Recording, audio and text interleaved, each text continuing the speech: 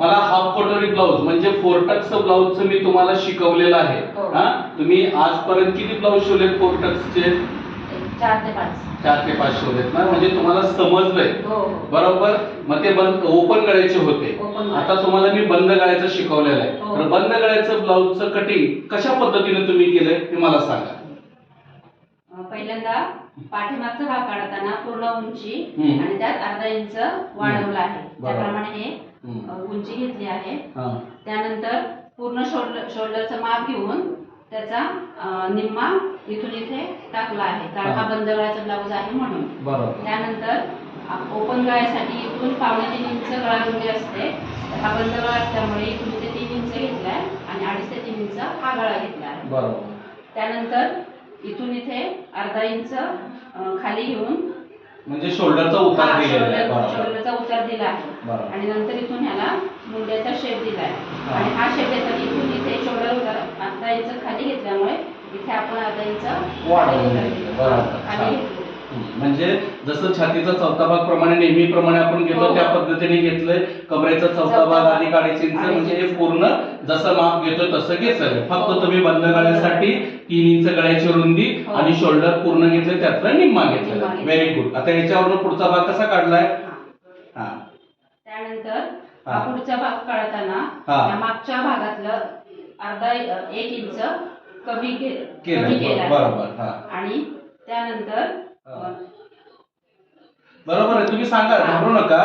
तुम्ही जसं मागच्या भागातून 1 इंच वजा करून त्याच्यानंतर 1 इंच वर घेतलेलं. बरोबर. आणि इथून इथे 2.25 ला मार्जिन केला आहे योक पीस साठी. Very good. आणि मी गळ्याचा आकार आहे तसा तुम्ही घेतलेला. गळा घेतलाय जसा आहे तसा आवडीप्रमाणे. बरोबर. त्यानंतर इथून इथे 1 इंच आत घेतलाय हा पुढच्या मुंड्याचा शेप देण्यासाठी. बरोबर. आणि त्यानंतर थोडासा असा आतून शेप घेतलाय. बरोबर. हे कशामुळे घेतलं आपण माहिती का, की पुढच्या भागाला असं बंद गळ्याला आतमध्ये बाही व्यवस्थित जाण्यासाठी. बरोबर. जसं शोल्डरचं उतार आहे तसं घेतलेलं आहे. आणि हे टक्सची उंची कशी घेतली तुम्ही? इथून इथे टक्स उंची घेतली आहे आणि ह्या टक्स उंची प्रमाणे इथून इथे 3.5 ते 4.25 इंचावर एक मार्किंग केलं आहे. बरोबर. म्हणजे मला काय म्हणायचंय की जसं माप मोठं असेल तसं 3.5 ते 4.25 या हिशोबाने दरम्यान घ्यायचं. Very good. आणि इथून इथे 1.25 इंचच्या अंतरावर हे टक्स पॉइंट टाकून घेतले. छान. आता योक पीस कसा काढलाय सांगा बरं. त्यानंतर योक पीस काढलाय. बरोबर. ठेवा. इथून इथे खाली कमरेचा चौथा प्लस त्यात 1.5 इंच वाढीसाठी वाढवले आणि हा पुढे 4 इंच घेतलाय आणि हा बाजूला 3 इंच घेतलाय आणि इथून इथे याला योगचा शेप दिलाय. बरोबर. छान. आता ही बाही दाखवा बरे.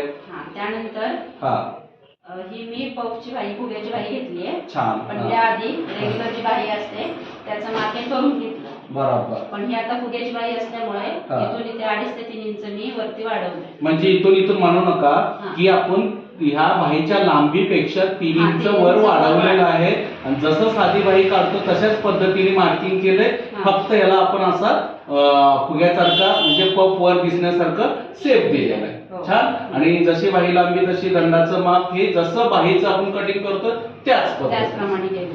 छान. म्हणजे तुम्हाला 4 टक्सचा हा ब्लाऊज म्हणजे कसं कटिंग करावं, ओपन गळ्याचा बंद गळ्याचा हे लक्षात आलं. किती छान. तर चला आता हे अस्तर कापलेलं आहे, तर आता तुम्ही हे सिल्क त्यावर ठेवून कटिंग करा.